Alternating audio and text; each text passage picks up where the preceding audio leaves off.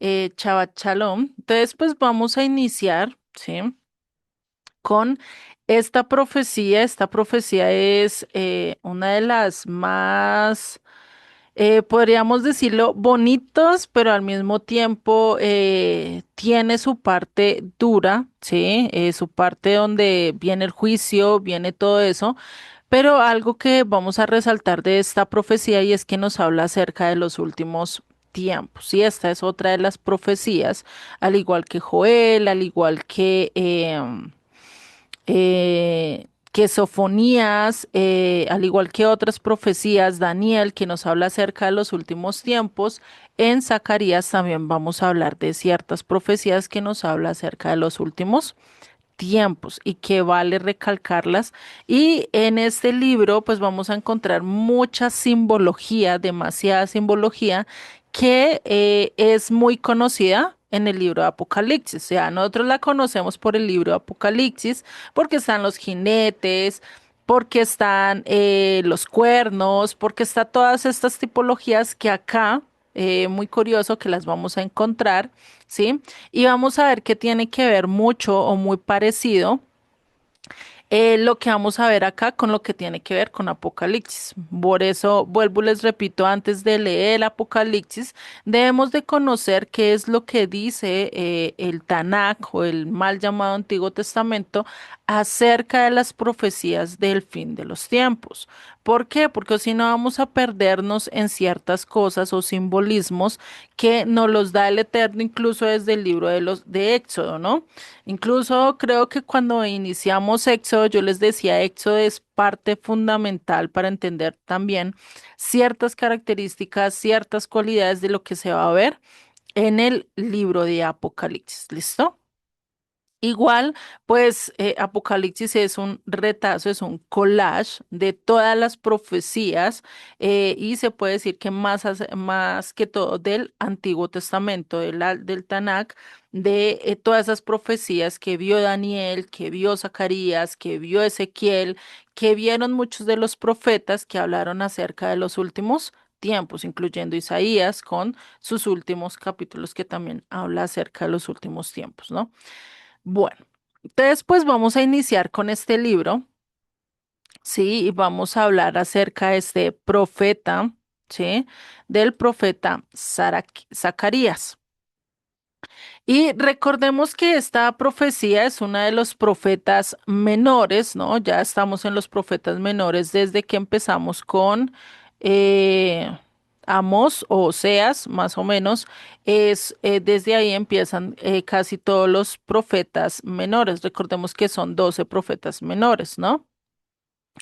Y a pesar de que no son largos cada uno de los capítulos que vamos a leer, pero sí traen mucho simbolismo y mucho mensaje muy profundo y sobre todo que tiene que ver incluso con lo que estamos viendo hoy en día. Vamos a ver que esta profecía también parece el periódico actual de nuestra época, hablando de guerras, hablando de violencia, hablando de todo esto también nos lleva a mostrar el día a día de hoy, ¿no? Y algunos rabinos dicen, ¿sí? Que a pesar de que este tiene muchos simbolismos, es uno de los que vamos a llegar a entender a cabalidad cuando venga el Mesías. Y muy curioso porque el Mesías pues ya vino, ¿cierto? Para nosotros él ya vino, ya estuvo, ya nos explicó muchas cosas, nos dejó incluso todo un capítulo, bueno, casi dos capítulos que nos habla acerca de los últimos tiempos, ¿no? El 24 y 25, ¿no? De Mateo. Y pues nos habla y nos da el contraste de alguna de las cosas que vamos a hablar hoy en día, ¿no? Zacarías, traducido en el hebreo, ¿sí? En hebreo dice recordó Yud Het Bat Hei, o el Eterno recordó, ¿no? Entonces, acá vamos a ver ciertas cosas, por eso se llama Sehaya, Zacarías en hebreo, ¿sí? Lo que también se puede decir que el Eterno ha recordado, ¿no? Y pues tiene mucho más simbolismo así, ¿no? Eh, Este Zacarías, a él se le dice que es el hijo de Berequías, hijo de Ido, ¿sí? Él mismo hace como una retrospectiva, ¿sí? De su propia vida, de su linaje, hablando de esto, ¿no? ¿Y dónde lo vamos a encontrar? En Zacarías 1:1, que dice, en el octavo mes del año segundo de Darío, vino palabra del Eterno al profeta Zacarías, hijo de Beraquías, hijo de Ido, diciendo, ¿sí? Entonces, nos hace como esa introspección de decir, mira, yo vengo de tal linaje. Y como lo hemos visto en varias profecías, no todos los profetas nos dicen de qué tipo de linaje son o de dónde vienen, ¿cierto? Por lo menos de Sofonía no se sabe muchas cosas, ¿cierto? De Amós o de Joel, son de los que poco se habla. De su propia vida se centran más es en dar el mensaje como tal. ¿M? En Zacarías 1:7 vuelve y ratifica que es hijo de Ido, hijo de, de Berequías. Sí, eso lo vemos en el verso 7.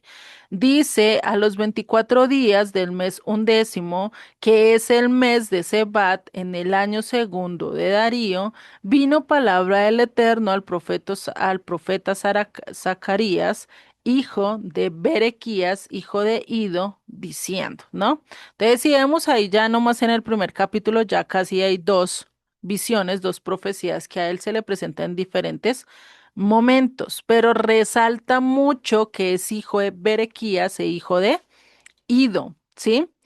Y en otra palabra y en otros pasajes se omite que es hijo de Berequías, donde en Esdras 6:14. ¿Por qué citamos a Esdras? Esdras es de la misma época, es contemporáneo de Zacarías, ¿sí?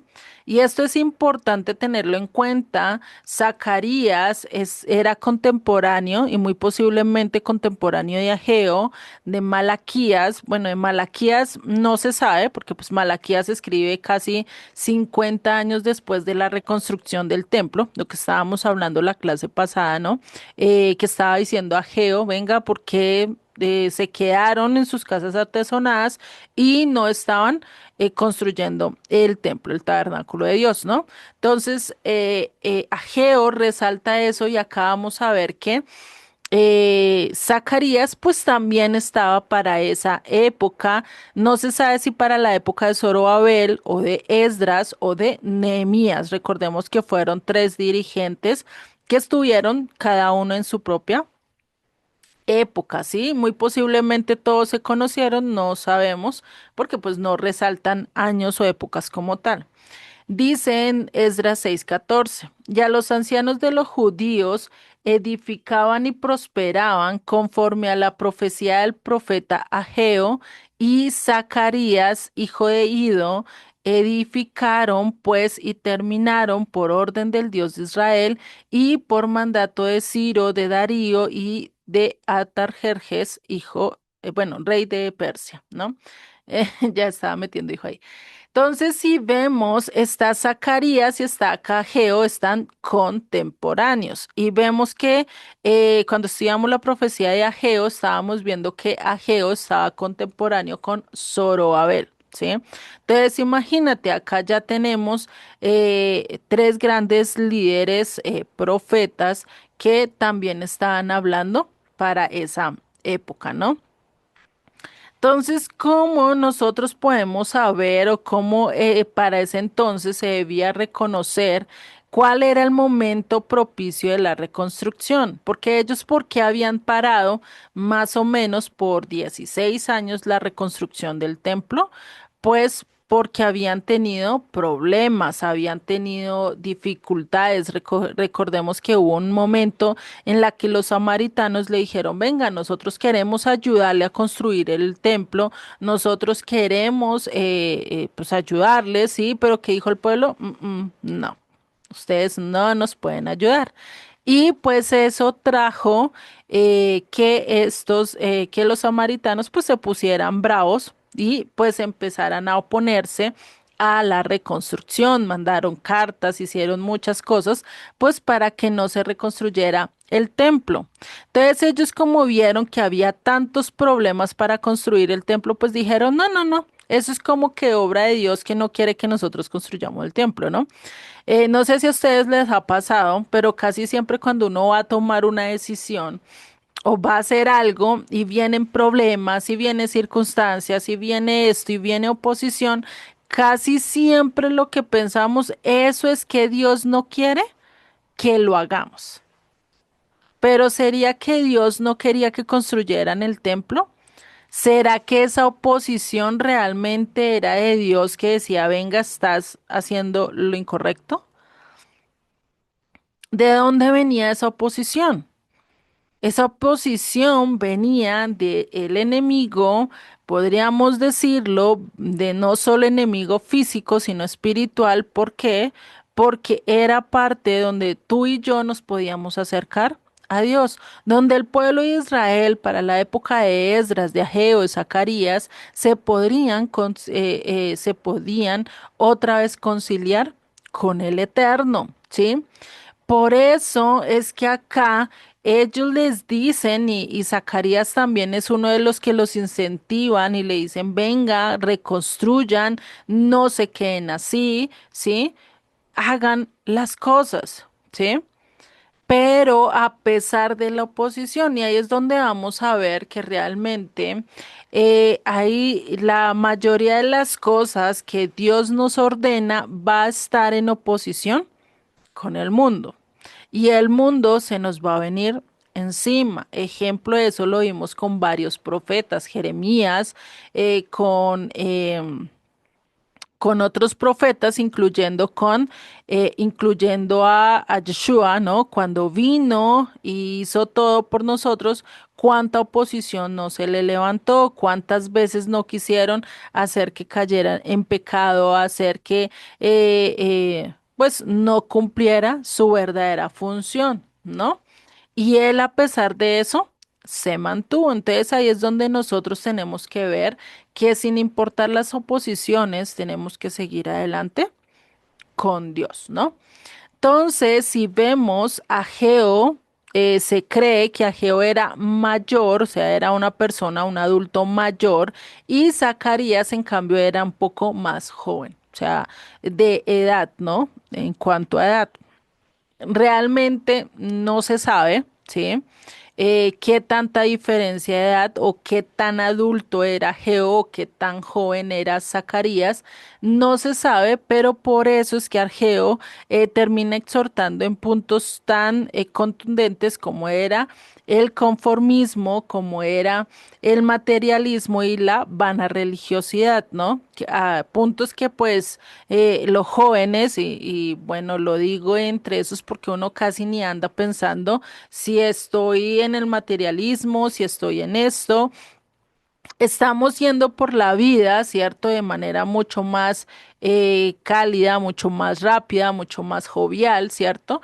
Pero ya cuando llega uno a cierta edad, empieza a analizar su vida y empieza a decir, venga, si hubiera tomado este camino hubiera sido diferente, ¿no? Y así empezamos a analizar nuestra vida ya en diferente etapa y más cuando queremos impartir conocimiento a la siguiente generación, ¿no?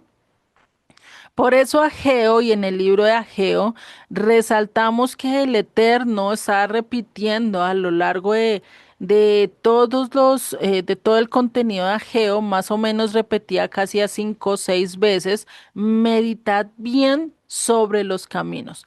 Meditad bien sobre qué es lo que estás haciendo. ¿Estás en el camino correcto o no vas por el camino correcto? Y eso es lo que vemos desde Ageo 1:4, que dice, es para vosotros tiempo, para vosotros, de habitar en vuestras casas artesonadas, y esta casa está desierta. Pues así ha dicho el Señor de los ejércitos, meditad bien sobre vuestros caminos. O sea, las sendas, hacia dónde estás dirigiendo, el propósito que tú estás tomando en tu vida realmente es conforme a la voluntad de Dios, sin importar en el área o cargo que estés, siempre tenemos que tener ese propósito de cumplir lo que Dios nos está pidiendo, ¿no? Entonces está esa fase que se repite mucho a lo largo del libro de Ageo, que es medita bien sobre vuestros caminos. Realmente esas decisiones y cada paso que damos realmente van de acuerdo con la voluntad de Dios o simplemente están pasándose por alto, ¿no? Por eso es que al momento y en ese momento, en ese tiempo, pues pensaban que el edificar el templo era parte de oposición, como se estaban levantando tantos problemas, pues no, no era necesario la reconstrucción. Y eso a veces nosotros nos vamos por la vía más fácil y más cuando tiene que ver con la fe. ¿Sí? Con la fe a veces nosotros queremos tomar caminos cortos, queremos no dedicar tanto tiempo a estudiar, no dedicar tanto tiempo a aquello o a lo otro, que nos den incluso muy masticadito, ¿cierto? O empezamos a tener pretextos, no, es que yo ya a mi edad, yo para qué voy a predicar. No, es que a mi edad, ¿quién me va a poner cuidado, no? O por lo menos los jóvenes, no, pero es que o sea, yo con estos años y me voy a ir a sentarme en cuatro paredes y a volverme cuadriculado, porque pues muchos piensan que el vivir con Dios pues es muy cuadriculado, es muy aburrido, ¿no? Y empiezan a sacar pretextos, ¿sí? Que los toman como excusa para no hacer la voluntad de Dios. Y a eso es a lo que nosotros debemos de tener cuidado y lo que Ageo también estaba exhortando. Medita si ese camino que estás tomando es el correcto, si esa decisión que hoy en día estás tomando es el correcto, ¿no? Por eso entonces, nosotros tenemos que empezar a saber si realmente ha llegado el momento de la reconstrucción de nuestro templo. ¿Cuál templo en nuestras vidas? Nuestra vida nosotros debemos de estarla reconstruyendo de acuerdo a la voluntad del Eterno, no de acuerdo a mis principios, lo que diga el pastor, lo que diga el vecinito o lo que diga el mundo. Nosotros debemos de caminar de acuerdo a lo que diga el eterno, estarnos sentados realmente sobre la roca. ¿Quién es la roca? Yeshua. Sobre él es el que nos tenemos que mantener y estarnos firmes, ¿cierto? Y pues sabemos que actualmente en el monte de Jerusalén, donde antes era el templo, pues actualmente está el domo de la roca, ¿no? Está esa cúpula dorada que también se le conoce mucho más como cúpula dorada, ¿no? ¿Qué es ese templo musulmán? ¿Y será que hoy en día tendríamos que tener también ese afán de reconstruir el tercer templo antes que estar pensando en nuestras cosas, antes de estar pensando en estar bien o vivir bien? Pues realmente también necesitaríamos el tercer templo, ¿cierto? Pero pues sabemos que va a necesitar muchas cosas. Y hay profecías que hablan que muy posiblemente se llegue a reconstruir el templo, como lo vimos con Sofonías, que va a haber una catástrofe cual nunca la ha habido, ¿no? Que todo se destruirá y muy posiblemente sea así o muy posiblemente se destruya una parte o se llegue a una alianza con los árabes o musulmanes y se pueda construir en otra parte, ¿sí? De este lugar o del monte se pueda reconstruir el templo de Jerusalén. Hay mucha profecía, hay muchas teorías acerca de esto. Dios es el único que sabe cómo se va a edificar otra vez el tercer templo, pero que se edifica, está profetizado, está hablado a lo largo de los libros. Entonces, lo único que nosotros tenemos que estar es que dispuestos cuando llegue el momento, si es posible, de nosotros también poner manos en obra, ¿no? Estar atentos a también querer hacer la reconstrucción del reino. ¿Cómo lo podemos hacer hoy en día? Llevando la palabra, instruyendo a otros, dando a conocer todo lo que hemos aprendido. ¿Sí? Acerca de Yeshua, acerca de la Torá, cómo lo uno con lo otro no se contrarresta, sino que antes nos lleva a una perfección mucho más a lo que Dios quiere de nosotros, ¿no? Entonces, para eso es que nosotros tenemos que estar, ¿qué? Animando y animándonos a nosotros mismos, como aquellos que están a nuestro alrededor, ¿a qué? A reconstruir el templo. Puede que sea el templo espiritual, el decir y hablar a otros y dar a conocer a otros de Dios de diferentes maneras, hoy se puede hacer, y también el templo físico, ¿no? Que pues puede que no se dé ahorita, no sé si en nuestra generación, pero sí muy posiblemente más adelante y nos toque estar preparados, ¿no? Entonces, ¿qué pasaría si hoy en día nos dijeran que tendrías que ser parte de los albañiles, arquitectos o ingenieros para reconstruir el templo? ¿Qué pasaría si llegara la noticia de que se va a reconstruir el tercer templo y se necesita gente para poner manos a las obras, ¿no? ¿Será que nosotros seríamos parte o lo pensaríamos? ¿No? ¿Cómo voy a dejar mi casa? ¿Dónde voy a dejar esto? ¿Qué voy a hacer para esto? ¿Qué voy a hacer para lo otro? ¿Será que sí puedo ir? ¿Será que no? ¿No? ¿Será que sacaríamos excusas como lo estaban haciendo en el tiempo de Zacarías, de Ageo? ¿O realmente estaremos dispuestos a buscar o a ir a cumplir ese llamado que el Eterno nos está haciendo? Sinceramente, yo podría decirles, no, yo sí iría, me voy corriendo, pero realmente uno no sabe preciso en ese momento de ese llamado, qué cosas tengamos pendientes o, sin embargo, qué cosas estén pasando alrededor de nuestras vidas, ¿no? Por eso es que Yeshua dice en Mateo 22:14, porque muchos son llamados y pocos escogidos. O sea, muchos y hoy en día el Eterno bota el mensaje, llama a mucha gente, pero pocos son los que realmente quieren ofrecerse a hacer la voluntad del Padre, ofrecerse a cumplir realmente lo que Él quiere, ¿sí? Por eso es que antes de reconstruir al Israel físico, antes de que Dios levante a todas las naciones, antes de que venga la reconstrucción de todo eso, pues antes de todo eso, ¿qué necesita o qué tiene que acontecer? Pues que se levante a nivel espiritual el pueblo de Dios. ¿Cómo Dios va a llamar a su pueblo si todos están dormidos y ni siquiera conocen cuál es su identidad con Dios, ¿no? Sería ilógico, es como yo decir y asomarme y levantarme en una montaña y decirle todos los árboles vengan conmigo los que sean buenos.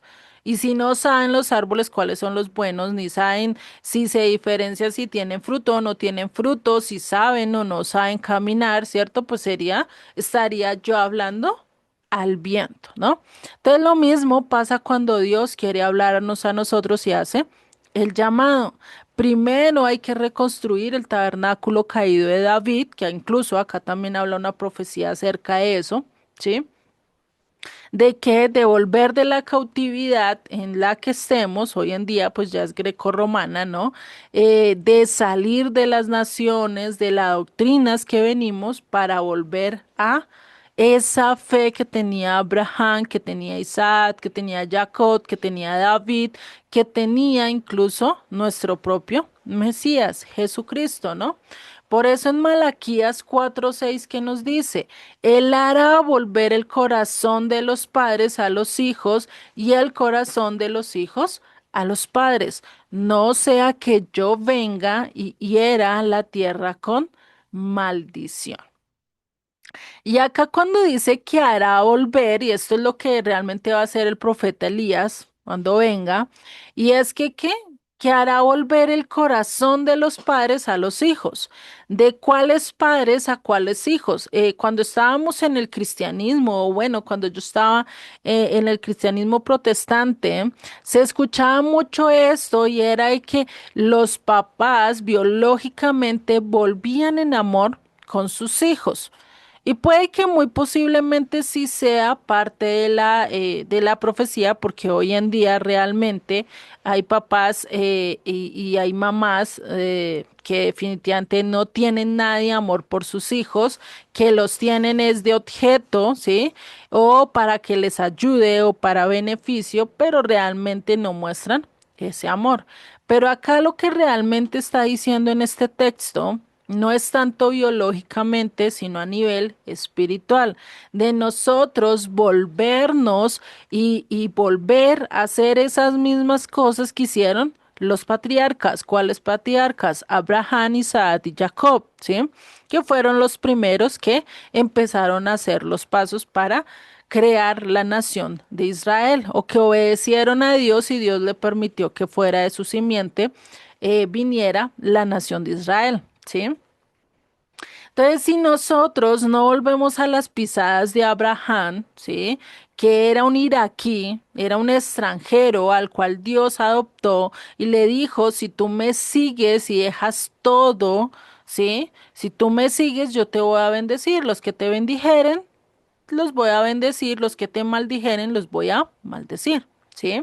Imagínate eso escuchando un iraquí, ¿no? Que hoy en día los iraquíes pues tienen mucha mala fama y más con este iraquí que fue el que estrelló las Torres Gemelas, ¿no? Entonces pues de allí viene y pues imagínate de Abraham de qué pueblo viene, ¿no? Y es hoy en día muy reconocido esta parte de Irak, ¿no? Entonces, Dios escogió a uno totalmente extranjero y eso es lo que Dios también nos escogió a nosotros, extranjeros que en cierto sentido no tenemos arte ni parte con la ciudad, con el pueblo de Israel, ¿sí? Podríamos decir incluso que no nos identificamos a nivel biológico parte de Israel, pero a pesar de eso, Dios nos dice, venga, si tú vuelves y haces lo mismo que hizo Abraham, dejas todo, dejas el materialismo, tus dioses, tu nacionalidad y me quieres seguir a mí sin importar si tus hijos o no te, si te siguen o no te siguen, aún así quieres seguirme a mí, bienvenido eres, ¿sí? Imagínate el hacer esto, pues se cumple mucho más y ahí es donde realmente empieza a levantarse no una nación física, sino una nación realmente espiritual que quiera seguir al Eterno, que lo ame de corazón, no porque biológicamente, no, es que ya estoy biológico, pues ya puedo ser parte del reino de Dios y no necesito hacer nada, cuando realmente, pues sabemos que para Dios no es así. ¿Sí? Tenemos que hacer esas pisadas de Abraham, eso le toca hacerlo tanto al judío como al griego, ¿sí? Sin importar que estén, tenemos que empezar a reconstruir eso, tanto a nivel espiritual como después vendrá a nivel físico, ¿no? Entonces, ¿cómo vamos a saber cuándo es el tiempo? Y esto lo dice en Lucas 21-24, lo dice Yeshua y dice, y caerán a filo de espada y serán ya llevados cautivos a todas las naciones. Y Jerusalén será hollada por los gentiles hasta los tiempos de que los gentiles se cumplan. Es decir, ¿hasta cuándo? Hasta que las 10 tribus se levanten, entren en conciencia, reconozcan su identidad, sepan que son parte del pueblo de Dios, que son injertados a la viña del Eterno y pues que se va a empezar a hacer todo. Ya Jerusalén no va a ser hollada por los gentiles, sino que realmente va a empezar otra vez a ser esa nación que es del Eterno, esa ciudad que es del Eterno. Y sabemos que esto ya se cumplió o pues ya se empezó a cumplir, porque ¿qué pasa? Ya hoy en día Jerusalén no está hollada por gentiles. Digamos que no en su totalidad, aunque todavía hay mucho religiosismo, hay muchas cosas que no tienen nada que ver con Dios allí, ¿no? Porque por muchos que nosotros digamos, uy, no, nos vamos a Jerusalén a ver la ciudad santa, cómo es de bonita, pues vamos a encontrarnos que realmente, pues hoy en día no es tan santa, ¿no? Hay muchas iglesias católicas, se cree mucho en esto de la cábala, que tiene que ver mucho con esoterismo y todo esto, pues entonces uno empieza a decir, venga, o sea, ¿qué pasó? ¿No es esta la ciudad santa de la que habla la Biblia, ¿no? Entonces vamos a ver que el tiempo, pues ya se está dando. Ya hay pasos agigantados que solo Dios pues dirá cuándo es el tiempo donde se dará realmente la reconstrucción del tercer templo, ¿no? Entonces, el tiempo de los gentiles pues ya está pasando, ¿sí? Digamos que ya estamos a la antesala de que se dé el cumplimiento de todo esto, ¿no? Jerusalén ya dejó de ser parte de los gentiles, es decir, ya no la gobierna como tal los gentiles, que ahorita está en disputa, la pelea que ahorita hay en Gaza con Irán y con todo eso, pues también es por Jerusalén, ¿no? Por querer apropiarse de este lugar, pero pues como dice Israel, no lo voy a soltar por más que me hagan lo que hagan, ¿no? Entonces, ¿esto realmente será que ya los tiempos de los gentiles se cumplieron? No se sabe si realmente fue cuando se levantó Israel en 1948, el 14 de mayo de 1948, hace ya, si no estoy mal, 76 años, ¿sí? No se sabe si fue en ese momento cuando se cumplió eso de que Jerusalén ya dejaría de ser hollada por las naciones, por los gentiles, ¿no? Y pues se levantaría ya como el pueblo de Dios. Pero pues sabemos que pues ahorita Jerusalén como tal, que esté realmente direccionada por Dios, pues todavía falta bastante, ¿no? Y mucho más, pues para que se empiece a la reconstrucción física del tercer templo, aunque ya están la mayoría de los preparativos, ya hay muchas cosas que ellos ya hicieron, incluso hay un museo del templo, donde ya tienen todas las cosas, lo de los sacerdotes, todos los instrumentos que se necesitan para cada una de las... em, de, de los atrios que se manejan en el templo, ¿no? Entonces, imagínate, y es un error antes de nosotros querer reconstruir el templo, llegar a querer salvar al pueblo, querer reconstruir el tercer templo cuando ni siquiera nosotros hemos sido instruidos, hemos aprendido a adorar a nuestro Dios, ¿no? Y que eso realmente fue algo que pasaba por lo menos para el tiempo de Babilonia. Esdras fue uno de los que tomó esa decisión y dijo no, porque él puede haberse venido con la caravana de Zorobabel, sí, en la primera, los primeros que llegaron a Jerusalén, él hubiera podido salir con ellos, pero él se quedó y se cree que él se quedó aprendiendo de Baruch, sí, del discípulo de Jeremías.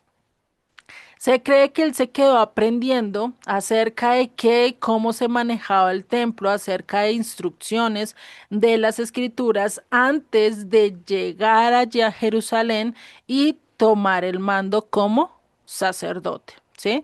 Por eso, pues Esdras desde un comienzo dice, Dios dispuse en mi corazón el aprender, el conocer y el llevar a la práctica y dar a conocer los mandamientos del Eterno. Y pues para llegar a hacer eso, pues tenía que conocer muy bien cómo hacer cada una de las cosas en el templo, ¿sí? Y pues Barut muy posiblemente a través de Jeremías aprendió todo esto, porque recordemos que Jeremías muy posiblemente era de la clase sacerdotal, ¿no? Eso lo vimos cuando estudiamos eso. Y ahorita vamos a ver cómo fue que la toma a Jerusalén, ¿sí? Está, creo que en partes con hebreo, o sea, para que lo tengan cuidado y estén pendientes de los subtítulos. ¿Y por qué? Porque es indispensable, porque es de esta toma, que fue más o menos para el 67, que fue la Guerra de los 6 días, fue cuando Israel recuperó Jerusalén. ¿sí? Por eso actualmente pues le pertenece a Jerusalén, aunque no han podido hacer muchas reformas como lo pudiera hacer un pueblo, ¿no? Bueno, entonces si vemos, ese fue como, pues, se dio todo esto, ¿no? De la conquista de todo lo que era anteriormente de Cisjordania, de los árabes, que pues ellos lo retomaron para el año 67. Si nosotros miramos acá en la imagen, toda esta parte de Egipto, toda esta parte de Gaza y toda esta parte de Cisjordania, todo eso para la guerra de los 6 días, todo eso Israel vino y la conquistó, es decir, con esa guerra ellos conquistaron toda esa parte, ¿sí? Ya después con el tratados y con todo eso, devolvieron la tierra de Gaza a los palestinos y estos lugares de acá, pues, vinieron a ser con que vinieron a vivir árabes allí, pero Jerusalén siguió perteneciendo a Israel. Lo mismo esta parte de acá de Egipto, esto es se le dice, bueno, no me acuerdo cómo se le dice esto.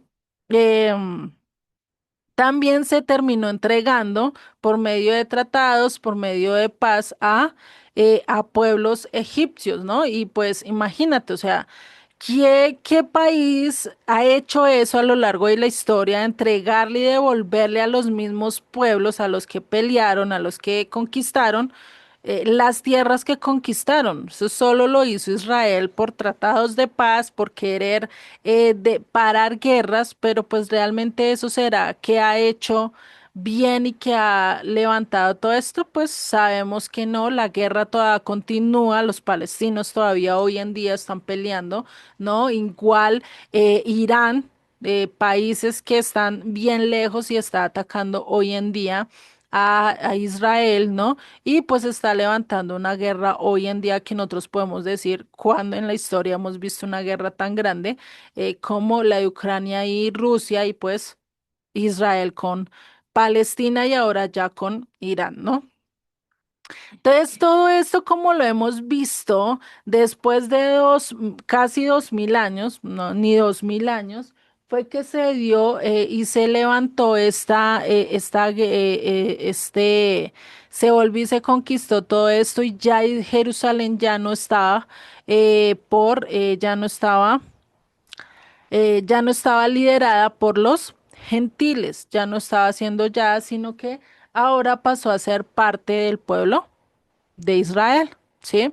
Y pues ahí es donde vemos que se está cumpliendo en parte, digo yo en parte, porque pues todavía Jerusalén como tal no se ha rendido realmente a cumplir a cabalidad la orden de Dios, porque si no, pues quitarían todos los santuarios que no son de Dios, los quitarían y pues sabemos que eso pues trae muchas repercusiones, ¿no? A nivel político. Y por eso les digo que se ha cumplido, pues, en parte, ¿sí? Lo que dice en Lucas 21:24. Y caerán a filo de espada y serán llevados cautivos a todas las naciones, y Jerusalén será hollada, y Jerusalén será hollada por los gentiles hasta que los tiempos de los gentiles se cumplan, ¿no? Entonces, imagínense esto, ¿no? El ver todas estas cosas, ¿no? Eh, que se están dando, ¿sí? Pesa y vemos la importancia, ¿sí? Pues de reconocer que pues a nivel físico, digamos que ya se conquistó, se hizo ciertos cambios, pero todavía falta a nivel espiritual y mucho de lo que se vio por lo menos para el tiempo de Ezequías, ¿no? Que él cogió y sacó todos los templos paganos y hizo que todo el pueblo adorara a Dios, pues realmente eso se vive hoy en día en Jerusalén.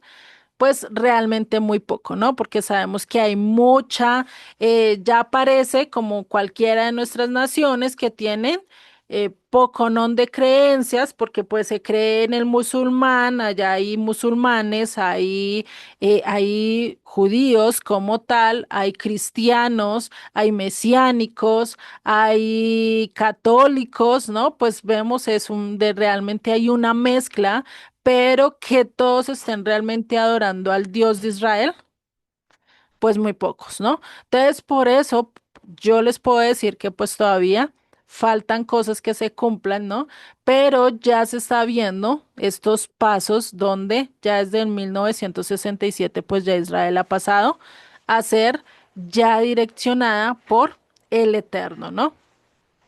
Y por eso, pues cuando se dé la reconstrucción del templo, no se sabe si va a ser en la época de que Jeremías habló acerca de que iba a haber un éxodo, sí, que todos íbamos a salir de las naciones para ir a Jerusalén y muy posiblemente sea el principio para hacer la reconstrucción del templo, no se sabe, o ya lo haga, como yo les he dicho varias veces en las teorías en cuanto al tercer templo, o muy posiblemente lo levante el anticristo, pues para quererse eh, quedar bien con los judíos, ¿no? Y hacer que pues le crean, ¿no?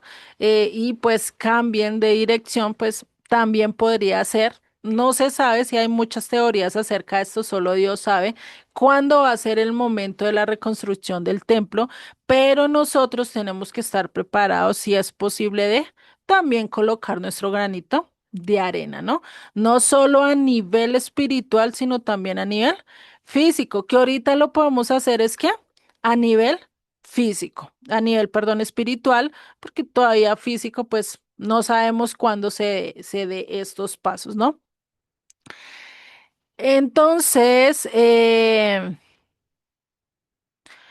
entonces, vamos a ver los datos generales de esta carta, ¿sí? ¿Quién la escribió? Zacarías, ¿no? ¿De qué se trata? Pues es una profecía. ¿En dónde la escribió? En Judá. Recordemos que ya estaban libres,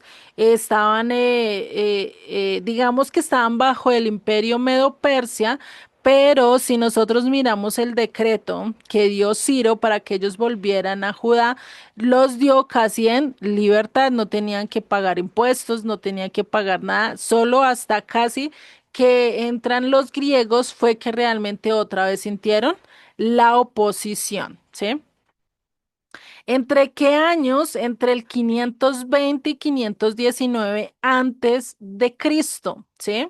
Y se cree por lo menos que la profecía de Malaquías se escribió entre el 450 y el 400 antes de Cristo, ¿no? Entonces, si vemos, tiene más o menos unos 50 años de diferencia, por eso les digo que no se sabe si Zacarías y Malaquías realmente fueron contemporáneos o si Malaquías lo alcanzó a escuchar a Zacarías de chiquito, no sabemos, ¿sí? Muchas cosas se pueden dar en 50 años. Y pues para esa época, pues recordemos que también vivían un poco más de lo que vivimos hoy en día, ¿no? Hoy en día, pues definitivamente ya la edad máxima ya llega casi a los 90 años por mucho. Ya el que vive más de 90 años, ya uno le dice, vive mucho, ¿cierto? Entonces, pues bueno. Entonces, ¿por qué se escribió esta profecía? Para animar al remanente que salió de Babilonia, tanto física, espiritual y doctrinalmente, ¿sí? Vamos a ver que acá nos habla mucho acerca de muchas profecías que se habían hablado anteriormente, pero que acá se ratifican. También al levantar el ánimo y decirles, mira, esto no es el final, no recuerden que lo físico no es el final, estamos esperando algo mucho más profundo, algo mucho más allá, que es el pastor viniendo a reinar sobre nosotros, ¿no? Que realmente toda esta profecía nos lleva a ver ese buen pastor y lo vemos a lo largo de toda la profecía, ese plan divino que Dios tiene desde un principio hasta llevarnos realmente a la restauración completamente, ¿no? Entonces vamos a ver el bosquejo de esta profecía, ¿sí? Y vamos a ver que tiene 14 capítulos y la vamos a dividir en dos secciones, ¿sí? La primera sección va a ser de los capítulos 1 al 8, donde vamos a ver visiones proféticas, ¿sí? Y pues que van a tener que ver también con los tiempos finales, pero digamos que son visiones proféticas, ¿sí? Simbolismos, todas estas cosas, pero ya en la sección 2, capítulo 9 al 14, vamos a ver visiones mesiánicas, ¿sí? Acá proféticas es que va a pasar en los años, unas se cumplieron para la época de Yeshua, como lo vamos a ver ahorita, y otros pues se han venido cumpliendo a lo largo de la historia, ¿sí? Otras, estas profecías mesiánicas o estos otros capítulos del 9 al 14, vamos a ver que son profecías que se van a cumplir en la segunda venida de Yeshua, ¿sí?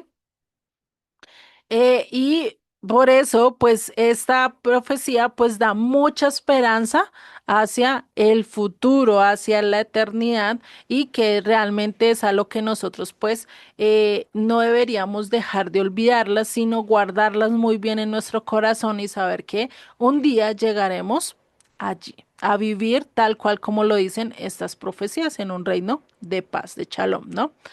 Bueno, no sé si hasta acá quedó clara la introducción o tengan alguna duda o pregunta. Yo no tengo dudas, muchísimas gracias. Vale, Juanita. Está clara, Luli, gracias. Ujú. Entonces vamos a iniciar con los primeros 8 capítulos acerca de estas visiones proféticas, ¿sí? Y para ello, pues vamos a ver y a empezar a ver diferentes simbolismos. Eso sí me disculpo porque en esta profecía, por lo que le hice, para esa época le hice mucho de afán. Tiene la letra muy chiquita, ¿sí? Pero pues para que le pongan más cuidado a esto y si algo yo después le paso las diapositivas o el PDF. Entonces, en esta sección vamos a ver los diferentes símbolos y visiones que se vieron por parte del profeta Zacarías, que tiene que ver mucho también con Apocalipsis, ¿vale? Entonces, algo que tenemos que tener en cuenta, cuál es la diferencia entre un sueño, ¿sí? Como lo tuvo Nabucodonosor, por lo menos en Daniel 2, ¿no? Que se soñó con esa estatua grande y todo, y la diferencia entre una visión, ¿sí? Un sueño es cuando tú lo tienes en sueños. Estás dormido y Dios te revela algo en ese sueño, ¿sí? Así como lo tuvo Nabucodonosor. Y una visión es mientras que tú estás así, como estamos ahorita, despiertos, muy posiblemente hablando con alguien y el Eterno nos saque, incluso como lo hizo con Ezequiel en su momento de las greñas, nos lleve a otro lugar, ¿sí? Así lo hizo con Ezequiel en una de las visiones que él tuvo, lo llevó que de las greñas, me dio fue risa ver eso, o imaginármelo, uno decir, Dios mío, o sea, tú eres realmente eh, increíble, ¿no? Entonces, nos puede revelar cosas mientras que estamos también despiertos en alguna cosa que nosotros estemos haciendo. Dios nos puede dejar en automático nuestro cuerpo que siga haciendo las cosas que estamos haciendo, pero nuestra alma, nuestro espíritu se lo puede llevar a otro lugar para mostrarnos algo, o incluso esa revelación en este mundo pueden ser segundos y en la visión que Él nos esté mostrando puede durar mucho tiempo, ¿no? Que es algo también que se puede presentar. ¿Listo? Entonces, esto es algo que vale bien aclarar y esto fue por lo menos esa visión que Pedro tuvo, el lienzo que bajó 3 veces, ese éxtasis que dice ahí en las escrituras, pero realmente es una visión que él tiene y él estaba despierto, ¿no? Tenía era hambre, imposible que con sueño en dormido y tenga hambre, ¿no? Entonces, estar dando, ver eso, Ezequiel, por lo menos cuando soñó esto de el Valle de los Huesos Secos, también estaba despierto y pues acá vamos a ver varias también visiones que tuvo Zacarías, ¿no? Entre ellas está la primera visión, que es la de los carpinteros, ¿sí? Él habla de cuatro carpinteros. Y en esta visión, y esto lo podemos ver en los versos, en el capítulo 1, versos 1 al 3, ¿sí? Vamos a ver ese llamado de arrepentimiento del Eterno y vamos a leerlos, ¿sí? Para que lo podamos ver, ¿sí? Por lo menos dice en Zacarías 3 al 4 dice, diles pues, así ha dicho el Señor de los ejércitos, volveos a mí, dice el Eterno, o el Señor de los ejércitos, y yo me volveré a vosotros, ha dicho el Señor de los ejércitos. Imagínense, lo dice y lo ratifica 3 veces el Señor de los ejércitos. No seáis como vuestros padres, a los cuales clamaron los primeros profetas diciendo, así ha dicho el Señor de los ejércitos, volveos ahora de vuestros malos caminos y de vuestras malas obras, y no atendieron ni escucharon, dice el Eterno, ¿no? Y esto realmente está de acuerdo con lo que dice Jeremías, si no estoy mal, que les decía al pueblo, vengan, vuélvasen a lo que Dios le estaba pidiendo, vuélvasen a la Torá, sigan los mandamientos, sigan los preceptos, sigan los decretos. ¿Y qué dijeron el pueblo? No andaremos en ellos, ¿no? Es curioso porque acá vuelve y Zacarías recuerda eso diciéndoles, venga, o sea, arrepiéntanse de verdad, no sean como aquellos que no quisieron hacer caso y por eso vino toda esa consecuencia, ¿no?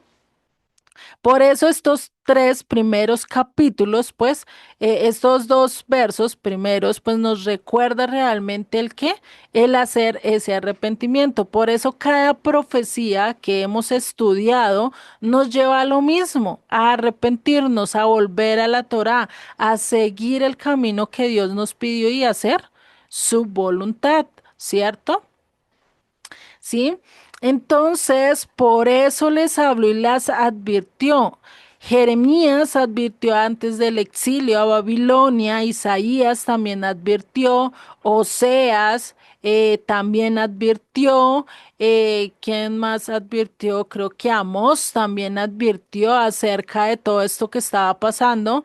Y pues, ¿qué pasó? ¿Será que el pueblo se arrepintió? ¿Será que el pueblo escuchó? ¿Será que las 10 tribus cuando estaban hablando y cuando Oseas dijo, ustedes van a ser llevados a las naciones, van a ser dispersos, cuando otras profecías hablaban acerca de esto, ellos escucharon?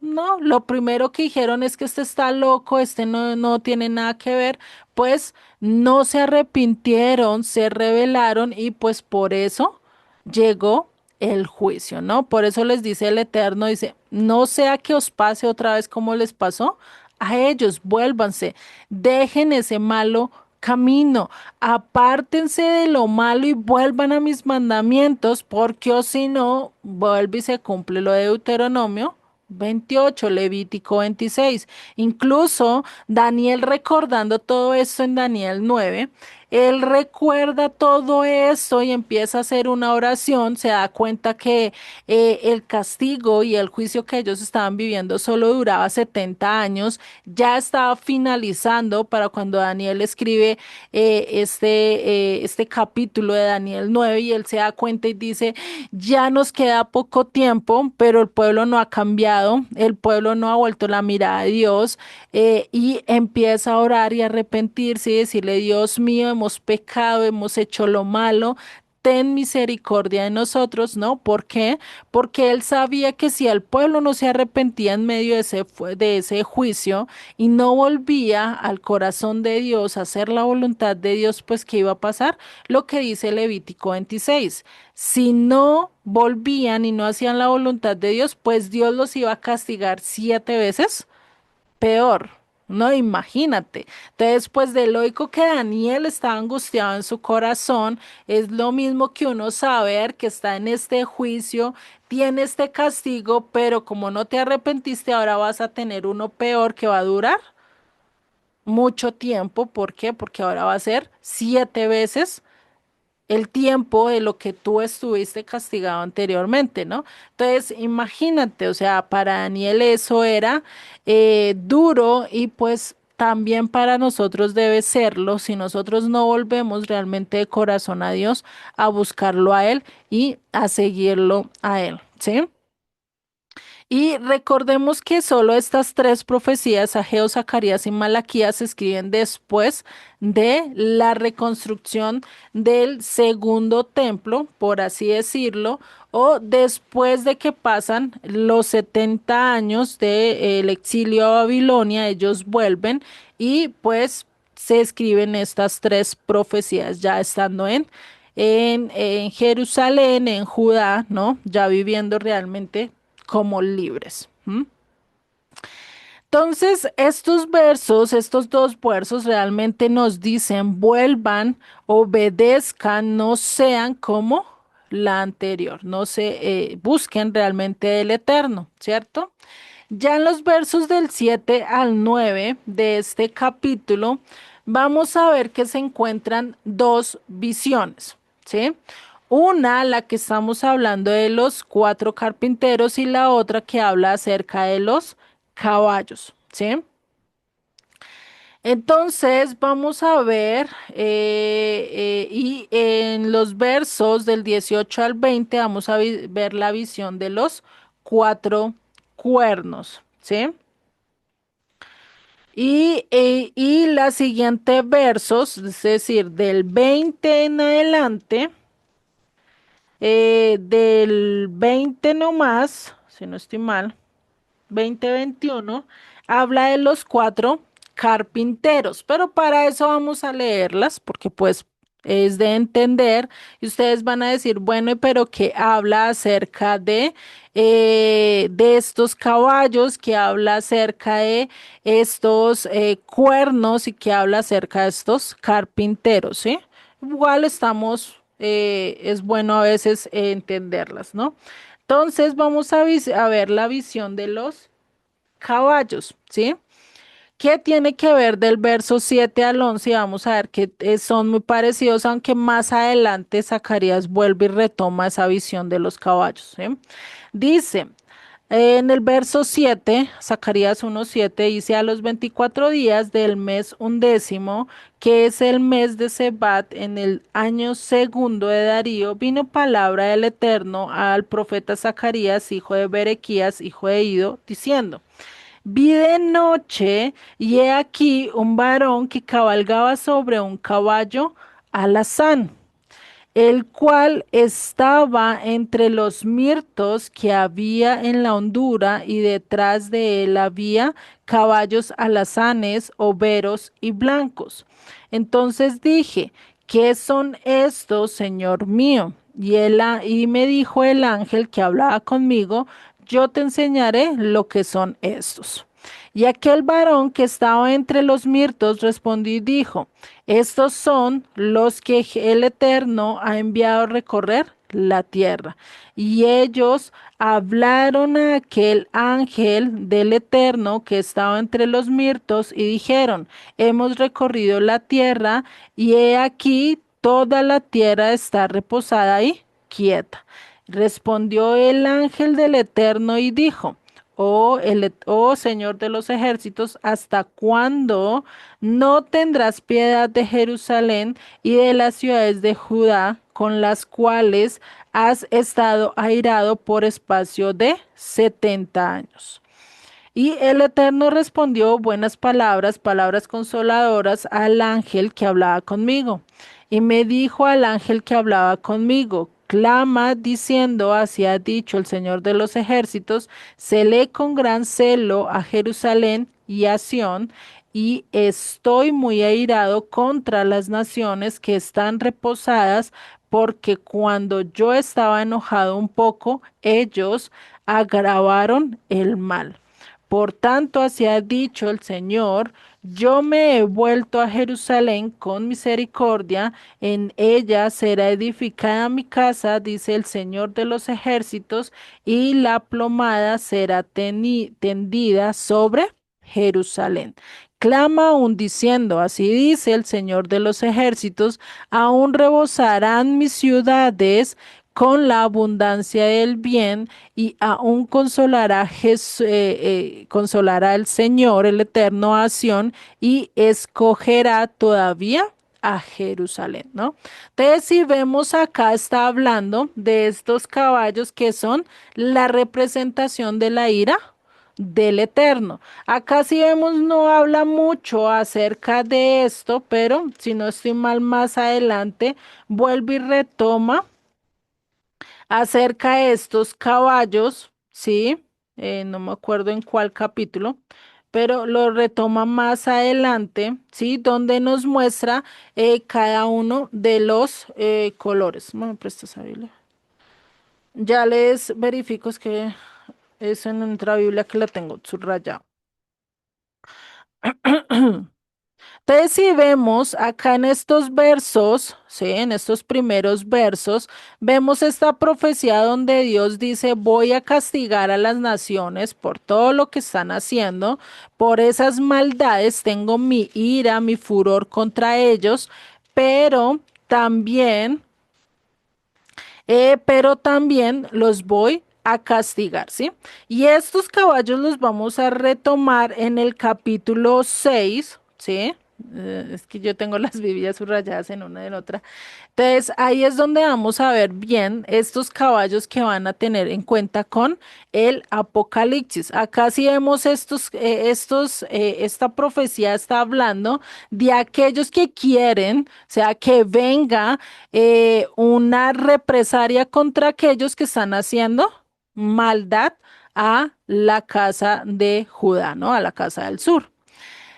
Después de los versos 18 y 20 nos habla de los cuatro cuernos que tienen que ver con el imperio Babilonia, Medo-Persa, griega y romano, ¿sí? Como lo hemos visto en Daniel 2, cuando hablaba de estos cuatro imperios a través de minerales, como era la plata, el bronce, todos estos minerales, sí, ya ahorita no los tengo presente. También como lo vemos en Daniel 7 representados en animales, acá lo representan en cuernos, ¿sí?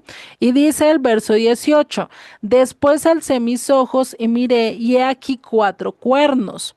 Y dije al ángel que hablaba conmigo, ¿qué son estos? Y él me respondió, estos son los cuernos que dispersaron a Judá, a Israel y a Jerusalén. Y pues Babilonia los dispersó. Sí, los dispersó. Medo-Persia también llegó en su momento a tratar de acabar con el pueblo de Israel. Esto lo vemos en el libro de Esther, ¿no? Que casi acaban con Israel por este malvado Amán, ¿no? Después lo vemos con los griegos, toda esa persecución que incluso muchos de los israelitas se helenizaron, ¿no? Dejaron de seguir a Dios y se helenizaron y pues ahí fue donde también nació el rito de la circuncisión, donde ya la circuncisión se tenía que hacer estrictamente de tal modo que no se pudiera revertir con el fin de que pues no se pudieran también eh, hacer rechazo a su propia nación, ¿no? Y pues ya con el Imperio Romano, pues sabemos que también vino esta dispersión que pues ya duró no 70 años, no 5 años, sino más de un milenio, ¿no? Casi 2 milenios de exilio, pues hasta 76 años atrás fue que realmente pues ya dejó de haber tanto exilio para la Casa del Sur, ¿no? Y pues vemos que esto se cumplió, ¿no? Estos cuatro cuernos pues han llegado a ser la dispersión para el pueblo de Israel. Y ahora vamos a ver los cuatro carpinteros, ¿sí? Que también representan los cuatro puntos cardinales. Y esto lo vemos en los versos 20-21, que dice, me mostró luego el Eterno cuatro carpinteros. Y yo dije, ¿qué vienen estos a hacer? Y me respondió diciendo, aquellos son los cuernos que dispersaron a Judá, tanto que ninguno alzó su cabeza, mas estos han venido para hacerlos temblar, para derribar los cuernos de las naciones que alzaron el cuerno sobre la tierra de Judá para dispersarla. Es decir, que van a hacer estos cuatro carpinteros. ¿Qué hace un carpintero? ¿Quién me puede decir qué hace un carpintero?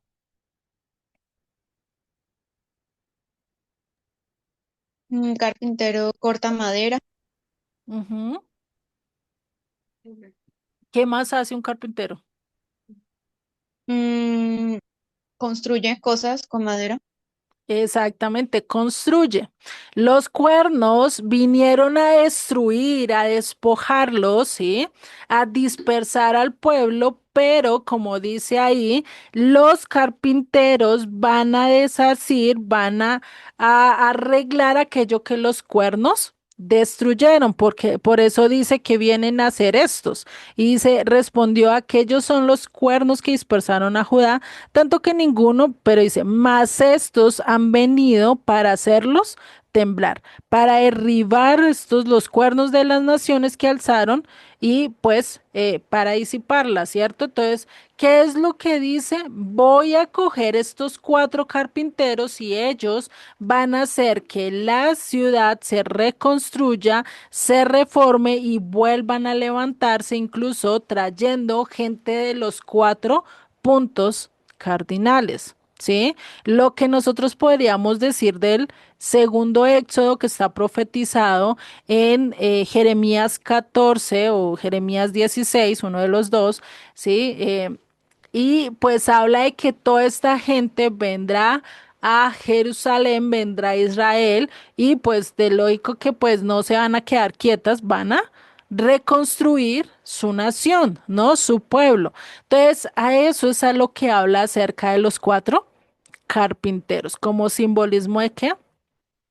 De reconstrucción y no solo eso, sino también como simbolismo de los cuatro puntos cardinales, de lo cual nos habla Jeremías, nos habla Isaías, que la casa de David se iba a levantar desde los cuatro puntos de la tierra, ¿no?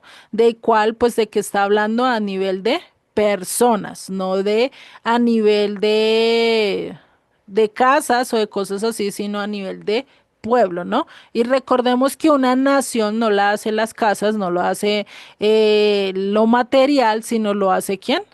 El pueblo, ¿no? Si imagínate si una ciudad empieza a quedar desierta, pues ya dicen, le dicen incluso la ciudad fantasma, ¿no? Porque no queda nadie.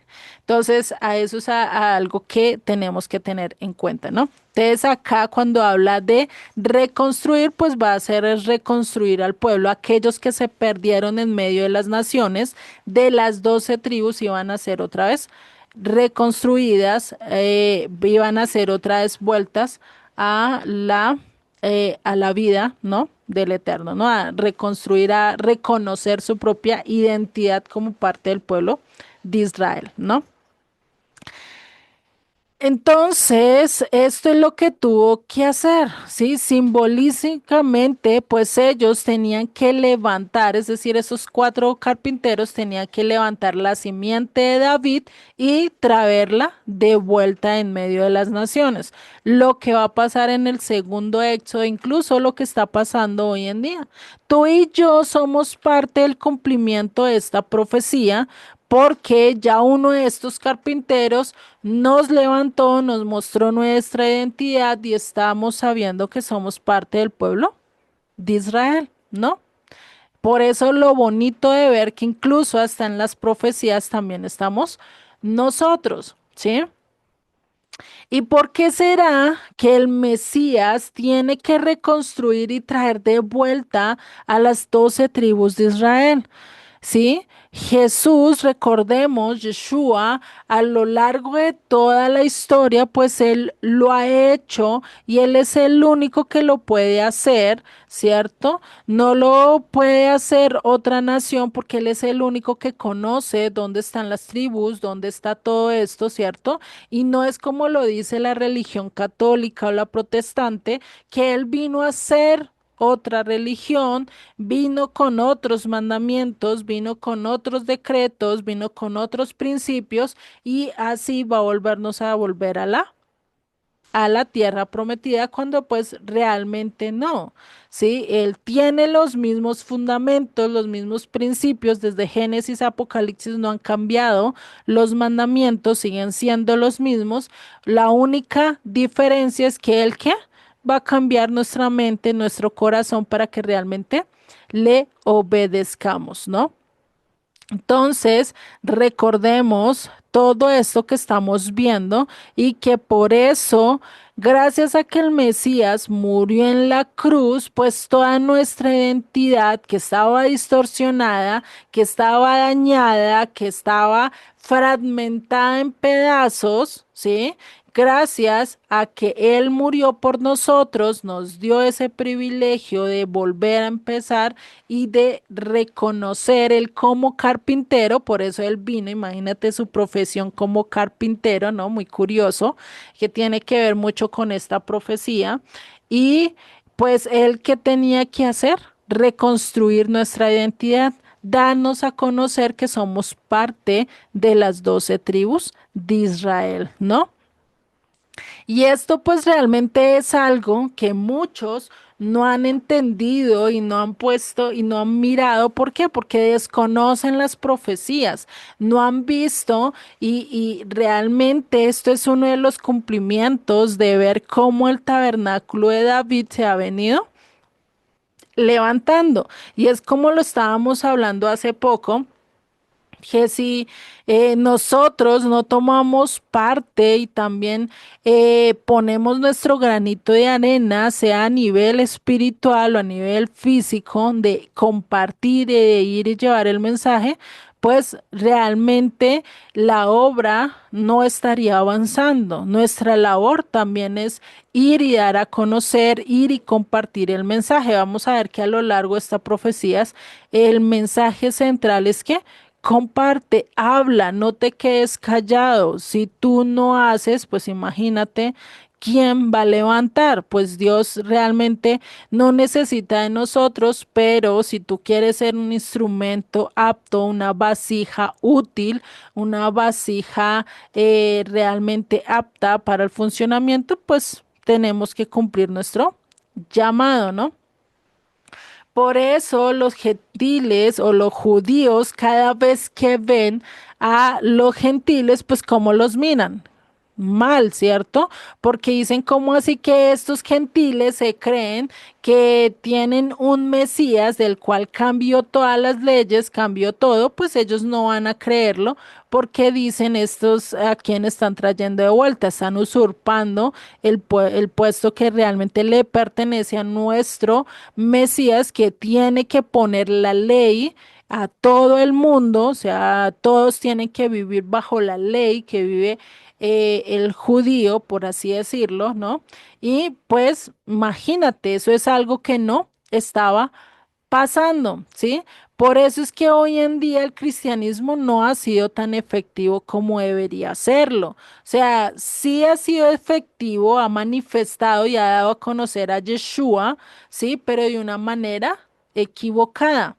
Hoy en día, no sé si ustedes se han dado cuenta, pero hoy en día ya se conoce el verdadero nombre de Yeshua, ya se están empezando a conocer muchas cosas, hay mucha más información de la que había hace 5 años. Hace 5 años ni siquiera se conocía. Vaya uno diga acerca algo de Yeshua y ya uno le decían, ¿y usted de qué está hablando? O sea, venga, no me cambie, no le cambie el nombre a mi Mesías y ya empezaban los problemas, ¿cierto? Los roces, pero vemos vemos cómo hoy se está despertando todo esto, que incluso ya se está manifestando realmente qué es lo que Yeshua, qué es lo que Dios está hablando en la Biblia y no lo vemos solo en un lugar o en dos lugares, sino ya mucha gente está conociendo esto, está empezando a caminar de acuerdo a lo que Dios está diciendo, ¿cierto? Entonces, ahí es donde vemos que ya se está acabando esa mala interpretación de nuestro Mesías para darle realmente la verdadera. Entonces, acá es donde nosotros tenemos que saber de qué lado estamos. Estamos del lado de los cuernos que no quieren que se sepa la identidad de Yeshua, que no quieren restablecer las 12 tribus, o estamos de parte del carpintero que es restaurador, que está volviendo a reconstruir todo, ¿no? Para volver a traer esas ovejas perdidas de la casa de Israel. Entonces, ¿nosotros qué tenemos que hacer? ¿Qué debemos de ser? ¿Cuernos o carpinteros? Ahí ya les haría la pregunta. ¿Qué preferirían ser ustedes? ¿Carpinteros o cuernos? Carpinteros. Carpinteros. Ujú. Exactamente.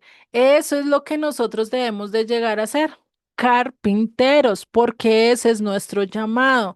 Nosotros salimos de la oscuridad a la luz admirable para llevar las buenas nuevas de salvación. Si nosotros no las llevamos, ¿qué va a pasar con todos aquellos que son parte de la casa de Israel y no cumplamos nuestro propósito? Pues seremos vaso frágil, vaso que realmente no es tan importante y no cumple su labor, ¿no?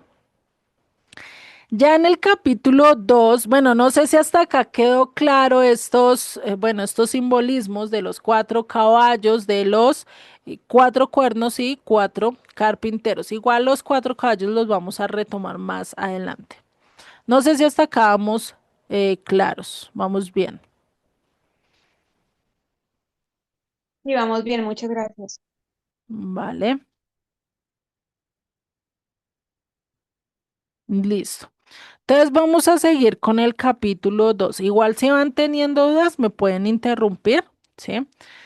Y en Zacarías 2:1 nos dice, alcé después mis ojos y miré, y he aquí un varón que tenía en su mano un cordel de medir, y le dije, ¿a dónde vas? Y él me respondió, a medir a Jerusalén para ver cuánta es su anchura y cuánta su longitud. Y acá vamos a ver que esta profecía que vemos acá, ¿sí?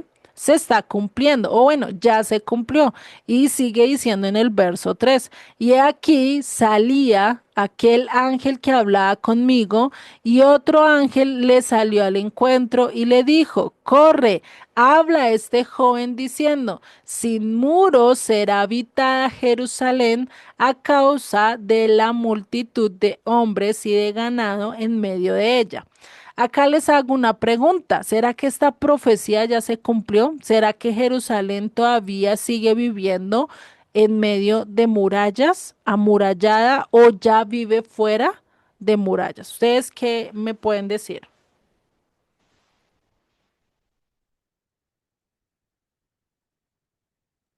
Pues el Israel físico ya no vive dentro de las murallas. Exactamente. Esta profecía literalmente se cumplió, ¿sí?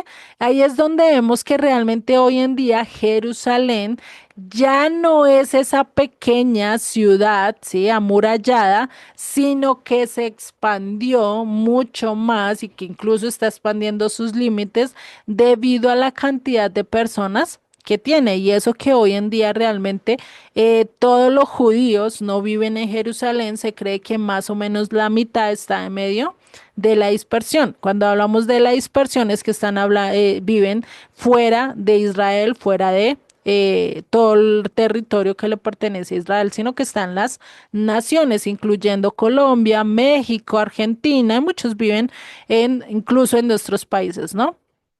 Bueno, si vemos eso era solo la ciudad antigua, ¿sí?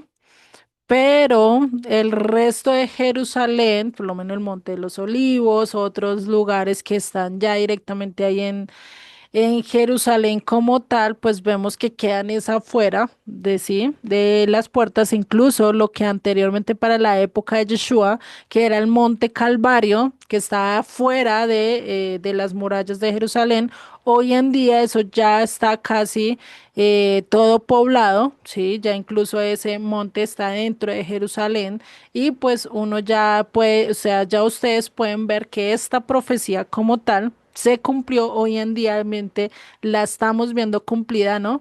Y esto es lo grandioso de estudiar las escrituras, de conocer la palabra de Dios, porque así mismo podemos ratificar que se ha cumplido y que no se ha cumplido, ¿no?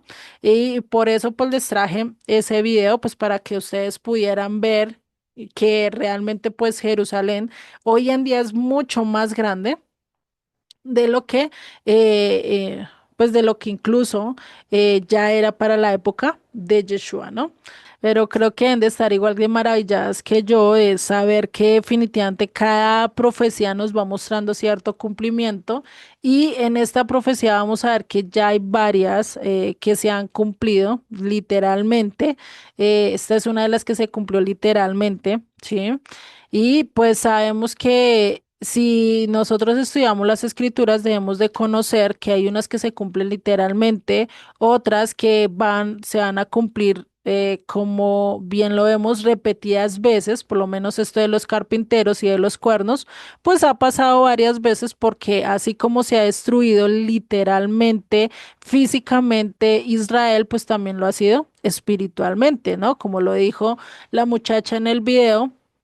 Muchas veces el pueblo pues ha pasado de pasar de imperio tras imperio y pues eso también ha querido robar su identidad, que no la recuerden, pues por lo que pasó por lo menos para el tiempo de los macabeos, ¿no? Por eso esa pelea que tuvieron contra estos líderes griegos que se estaban levantando, pues ellos no quisieron adaptarse y que se borrara todo eso y pues entonces se vino esa pelea de los griegos con los macabeos, ¿no? Y pues ahí fue donde vino una época donde Israel pues tuvo su tranquilidad, pero que después se vino acabando, ¿no? Pues la guerra pues no es tan simple, ¿no? Entonces, todo eso vemos que se ha venido cumpliendo, ¿no? Y pues gracias al Eterno nosotros hemos podido ver parte del cumplimiento y pues de los que faltan, ¿no? Porque todavía falta mucho más cumplimiento acerca de las profecías. Bueno, entonces la próxima clase vamos a seguir estudiando estas otras profecías que siguen y ver cómo se conectan tanto a nivel de hoy en día, ¿sí? A nivel de nuestro día a día, como pues cómo se van a conectar también a futuro, ¿no? Entonces, pues oremos y finalizamos con la clase de hoy, ¿vale? Señor y Padre, gracias, gracias Padre por esta clase, por recordarnos que debemos devolvernos a ti, de estar pegados a tu mano, de buscarte cada día.